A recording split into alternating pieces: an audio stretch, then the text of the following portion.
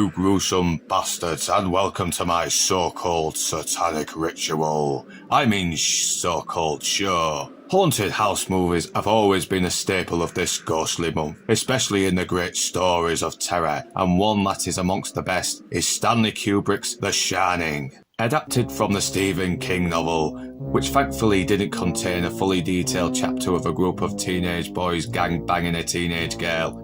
Jesus.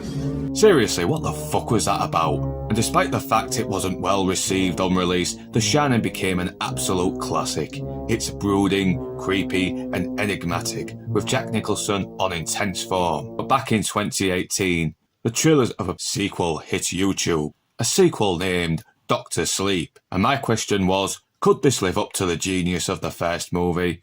It had a good director, some good actors, so it could have gone either way, but did it pay off? So, zombie ladies and hairy gentlemen, let's not waste any more time and find out. This is Dr. Sleep. Released in October 2019, Dr. Sleep picks up over 30 years after the first movie. Traumatised by the events of the Overlook Hotel, Danny Torrance, now played by Ewan McGregor, is now an alcoholic, desperately trying to shut out the ghosts that haunt him. But after moving to New Hampshire, he meets some people who are willing to help him through his problems. He gives up the drink, and after months of progress, he's clean, working at a hospice, and uses his gift to help dying patients get through their final moments, therefore earning the name Dr. Sleep. Oh, that's why they call it that.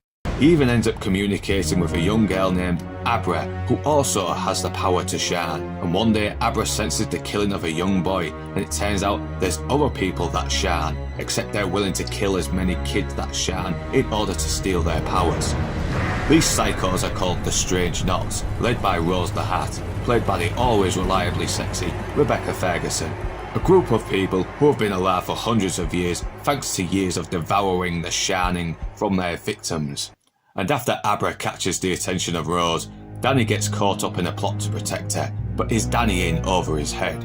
Dr. Sleep is one of those films that I didn't have the highest hopes for, despite the fact there was a decent director and some good actors. It was 39 years after the original, and to be honest, it seemed like a good standalone movie with a batshit ambiguous ending that provided questions we didn't need the answers to. But when I finally saw Dr. Sleep, I kinda liked some of it.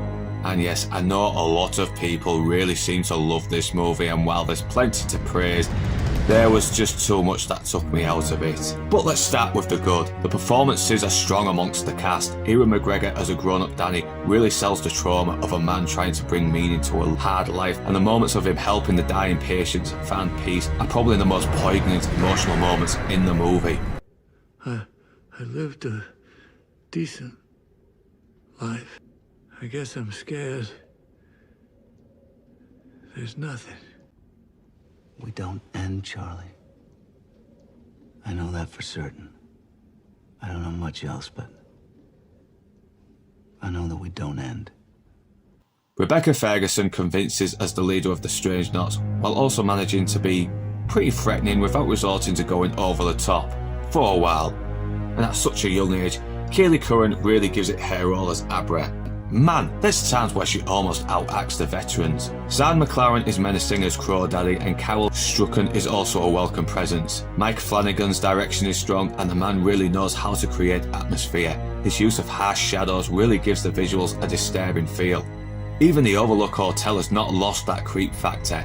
I'm not gonna lie, the shots of the empty hallways still leaves me feeling uneasy. And even if you hadn't seen The Shining before, you can probably tell bad things have happened here. Not only that, a lot of effort was really put in when it came to the actors that not only looked like the young versions of the characters from the original, but also convinced in the roles. Maybe Elliot from E.T. as Jack Torrance was probably a bad choice though, but credit where credit's due. I do like the scene where Danny speaks to Jack after so many years, and Jack, well... A man tries. He provides. But he's surrounded by mouths. And a family, a wife, a kid. Those mouths eat time. They eat your days on Earth. They just gobble them up. It's enough to make a man sick. And this is the medicine. He's still a prick. But the scene that really sticks out is the scene where the Strange Knots brutalise a young boy in order to feed off his sharding. It's a brutal, harrowing scene, with Jake and Tremblay really giving a memorable performance in such a short amount of screen time. It's violent, visceral, with the Strange Knots showing no ounce of mercy or empathy for the suffering of this poor kid. And I'm not gonna lie, it still stays with me. Sadly, here comes the bad. And I know there's a lot of people that love this film, and I wish I could share their enthusiasm. There's a lot to like, but there's a lot that took me out of the movie. As soon as Abra confronts Rose for the first time, Rose loses any sense of threat. In fact, she pretty much gets her ass handed to her way too easily.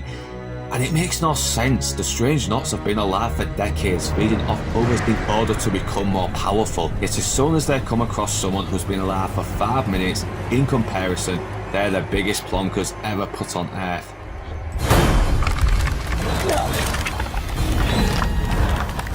Get out! Get out! Get out! Get out! I'm all for the character Abra being strong, but she still has to be vulnerable. We still have to be scared for her. We still have to be aware of what danger she is in, with only a small hint of hope that she will get through this. But no, she's Supergirl. Even to a point where I was wondering why she even needed Danny to help her, when she could just get out of the scrapes herself. And I'm sorry, but Abra being overpowered is such a major flaw. It also takes away any mystery that made the concept of the original so compelling. The original works because the mystery and the ambiguity of what was happening allowed you to come to your own conclusions and not spell anything out for you. Here, there's none of the ambiguity that made the first so intriguing. It also suffers trying to please fans of the original movie and the Stephen King sequel novel it's adapted from, which doesn't work. The book to LeShannon was incredibly different to the movie, to the point it pissed off Stephen King enough to make a faithful adaptation with a miniseries. And the results were...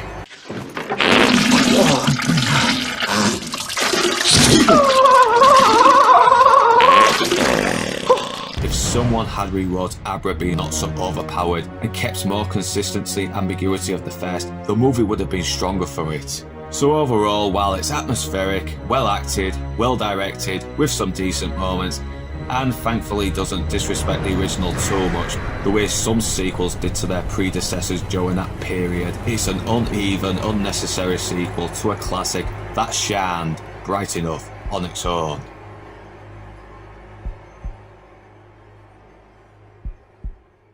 So that was week 3 of our Halloween season. Join me next week to find out what other horrors I have in store for you.